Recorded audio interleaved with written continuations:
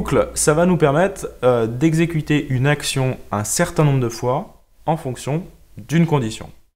On peut imaginer, vous devez faire une punition, je vous demande d'afficher, je ne sais pas moi, enfin d'écrire 100 fois le message « je dois faire mes devoirs ». Pour faire cela, vous allez me dire, on pourrait créer une fonction qui affiche donc « je dois faire mes devoirs » et puis on appelle donc 100 fois notre fonction. C'est vrai, sauf que c'est pas terrible parce que 100 fois, vous allez appeler votre fonction que vous appelez par exemple punition. Donc ça va pour 100, mais imaginez, je vous demande d'écrire 2000 fois, vous faites 2000 appels à votre fonction punition. Donc il y a mieux, il y a les boucles, avec notamment le while. Le while, il fonctionne comme ça. Vous écrivez while, qui signifie en fait tant que, on verra après, mais tant que je suis dans une condition, alors j'effectue une action. Si on reprend notre punition, tant que mon nombre de lignes dans ma punition est inférieur à 100, eh bien, je fais une action. L'action, c'est quoi? C'est afficher « je dois faire mes devoirs ». Je dois faire mes devoirs. Ok. Donc, tant que mon nombre de lignes est inférieur à 100, alors j'affiche « je dois faire mes devoirs ». Sauf que le nombre de lignes, à aucun moment, il progresse. Il va rester toujours à 0, vu qu'à aucun moment on le définit. Donc on va lui dire, en même temps qu'afficher « je dois faire mes devoirs », il faut également lui dire que nombre de lignes, c'est égal à nombre de lignes, c'est-à-dire à la précédente valeur de nombre de lignes, donc à nouveau nb lignes, plus 1, pour le dire, fais-le progresser de 1. Alors, si vous ne le comprenez pas, concrètement, j'arrive dans mon script, nombre de lignes, il est égal à 0. Ok, donc j'affiche « je dois faire mes devoirs », nombre de lignes est égal donc à 0, auquel j'ajoute 1. Donc c'est-à-dire que nombre de lignes, maintenant, il est égal à 1. Ensuite, donc on arrive à la fin de l'accolade, là, while se dit, bon, c'est pas terminé, il faut que je revienne au début. Est-ce que le nombre de lignes est inférieur à 100? Oui, il est égal à 1, donc je rentre dans l'accolade. Il affiche, je dois faire mes devoirs, et ensuite, il va dire nombre de lignes, qui est égal pour l'instant à 1, et bien je lui ajoute 1. Donc maintenant, il sera égal à 2. Et ainsi de suite, jusque 100. La seule chose qu'on n'a pas fait, c'est au début, il faut bien lui dire que nombre de lignes, c'est égal à 0, avant donc de démarrer la boucle. Si j'affiche tout ça, eh bien parfait, j'ai bien je dois faire mes devoirs qui apparaît. Alors, on aurait pu améliorer tout ça avec un petit BR pour passer une ligne. Voilà, c'est déjà plus beau. Et puis on peut lui préciser, avant d'écrire donc je dois faire mes devoirs, d'afficher le numéro de la ligne. Bah oui, parce que le prof, il va pas s'amuser à compter toutes les lignes. Donc on va faire ça bien. On va lui indiquer au début le nombre de lignes, enfin le numéro de la ligne sur laquelle on se situe, c'est-à-dire en fait c'est nb lignes. nb ligne c'est égal à 1, ensuite à 2, ensuite à 3, donc c'est bien notre numéro de ligne. Donc si j'ajoute ça avec donc un point pour faire la concaténation, j'actualise. Bon, là il aurait fallu mettre un petit espace. Hop. Et on a bien 99 lignes. Alors pourquoi 99? Parce qu'en fait, il affiche la ligne 0. Et nos 100 lignes sont bien ici. Alors, toutefois, il y a quelque chose qu'on peut optimiser dans le code que vous ne connaissez pas encore, c'est cette ligne-là. nb-ligne est égal à nb-ligne plus 1. Il y a plus simple en PHP pour faire ça. On peut directement lui dire nb-ligne plus plus. Et là, je fais point virgule. nb-ligne plus plus, ça veut dire prends la valeur de nb-ligne et ajoute lui 1. Voilà, c'est une petite optimisation que vous pouvez connaître. Bon, alors ça serait trop simple s'il n'y avait qu'une seule façon de faire les boucles en PHP, donc je vais vous en montrer une deuxième, donc c'est pas forcément moins bien ou mieux, c'est vous, encore une fois, qui choisissez celle que vous préférez. Alors, pour le for, voilà comment ça fonctionne. On écrit for, ensuite on lui dit de quoi on part, jusqu'où on va, et de combien en combien on compte. Alors, avec un exemple toujours au sujet de ma punition. Donc je dis de quoi je commence. Et c'est un petit peu comme dans le while au-dessus, on lui dit qu'au début, on part d'un nombre de lignes qui est égal à 0. Donc nb-ligne égale 0. Ensuite, je vais écrire point virgule pour lui dire jusqu'où je vais. Jusqu'où je vais, c'est ma condition. Eh bien, tant que nb-ligne est inférieur à 100. Et troisième chose, donc point virgule, de combien en combien je compte, ce qu'on appelle en fait l'itération. Voilà, ça c'est pour le vocabulaire. Donc l'itération, c'est en fait ce que je vous ai appris au-dessus, nb-ligne plus plus. Donc j'ajoute 1 à chaque itération. Donc nb-ligne est égal à 0, ensuite à 1, ensuite à 2, et ainsi de suite, jusque donc 100. entre nos accolades, et ben même principe, on lui dit ce qu'on veut effectuer. Donc par exemple, je vais reprendre ce que j'avais fait au-dessus, echo, je dois faire mes devoirs. Hop. Voilà, donc si j'enregistre et que j'actualise, parfait, on voit bien que c'est exactement le même comportement que tout à l'heure.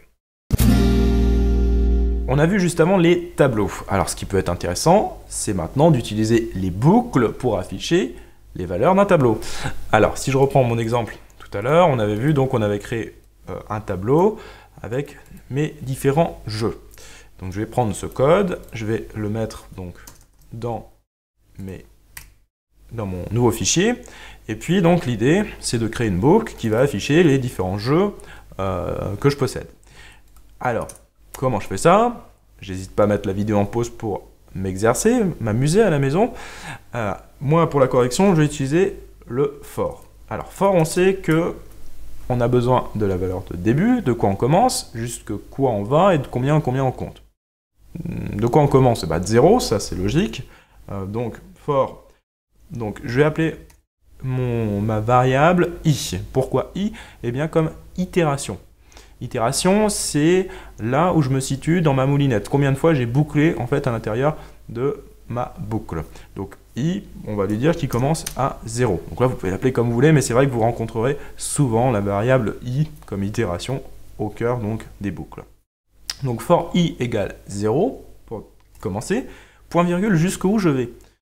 Et ben alors là, je peux me dire, je vais jusque le nombre de jeux que je possède. Sauf que imaginons, je ne connais pas forcément mon nombre de jeux, où ce dernier peut évoluer. Ça se trouve, là j'ai 4 jeux, mais peut-être qu'un jour j'en aurai 5. Donc plutôt qu'afficher en dur, je vais jusque 4 ou 5, et ben on va utiliser une fonction que vous auriez pu trouver donc dans la doc de PHP, qui permet de compter le nombre d'éléments d'un tableau. Donc pour ça, eh bien, on va appeler ça nombre de jeux est égal à count, ça c'est ma fameuse fonction, de notre variable jeu, donc de mon tableau jeu. Alors, avant de faire le for, on va déjà vérifier que count fonctionne. Echo donc de nb jeu, il me sort bien 4. Donc, nb jeu, c'est bien le nombre de jeux que je possède. Donc, je remets mon for. Donc, pour un début à 0, une fin, donc i doit être inférieur à 4, mais 4 on a dit qu'on le possédait déjà, donc i est inférieur à mon nombre de jeux. Et troisième chose à préciser, de combien en combien je compte. Donc là, eh bien c'est en fait i plus plus. Même principe que tout à l'heure, on ajoute 1 à chaque fois qu'on fait une boucle. Alors, qu'est-ce que je fais dans mon for maintenant? Eh bien, il suffit d'afficher en fait la valeur sur laquelle je me situe, le nom du jeu sur lequel je me situe. Donc pour ça, eh bien, je fais un écho de la variable donc jeu, et entre crochets, eh bien, j'ai juste à lui préciser là où je me situe. Et en fait, ça correspond au i, parce qu'au début, il sera égal à 0, et puis ensuite à 1, et puis ensuite à 2, et ainsi de suite. Donc là, si je lui mets donc i entre crochets, j'actualise, et bien voilà, j'ai bien tous mes jeux qui apparaissent. Donc là, pour être plus propre, encore une fois, j'aurais pu mettre un petit BR, hop, et voilà. Je viens de faire donc la liste de mes jeux. Alors, il y a une autre façon de faire de l'affichage de tableau, c'est une autre boucle, je vous en parle maintenant, les utiliser dans des tableaux un petit peu plus complexes, comme par exemple tout à l'heure où on avait donc Mario, donc qui avait un type qui était égal à plateforme, une console qui était égale à Nintendo et un public égal à tous. Donc si je prends ça, je vais commenter donc ce qu'on vient de voir et on va faire avec la méthode plus complète. Je dis pas plus complexe, plus complète. Alors, on a ici donc notre tableau donc Mario avec ses différentes colonnes et ses différentes valeurs. L'autre façon de faire pour afficher les valeurs d'un tableau, c'est d'utiliser un for each. For each, vous ne le connaissez pas encore, c'est encore une autre façon de faire des boucles qui est dédiée, on va dire, au tableau. Alors for each, ça fonctionne de manière assez simple aussi. On lui précise entre paramètres sur quel tableau on travaille. Donc moi, je travaille sur le tableau Mario. Ensuite, on lui dit as, c'est un mot-clé, et on lui dit que telle clé aura telle valeur, value. Je vais appeler ça comme ça, ou valeur si on veut. Alors, concrètement, qu'est-ce que je viens d'écrire? Eh bien, on lui dit créer une boucle, donc for each, sur un tableau. Sur quel tableau? Sur Mario. As. Et bien ensuite, on lui dit, avec cette correspondance de variables, chaque clé, donc $clé, il remplacera automatiquement par nos clés ici, donc type console ou public, aura telle valeur. Et là, hein, donc c'est égal supérieur qu'on lui met comme une flèche en fait, pour lui préciser donc que la clé a une correspondance de valeur. Si ensuite, dans mes accolades, je fais echo clé à la valeur, hop, je vais mettre un petit espace là, je vais mettre un petit espace là aussi, à la valeur de, donc, valeur, point virgule. Donc là, je lui demande simplement, dans chaque boucle, eh bien, d'afficher clé et valeur.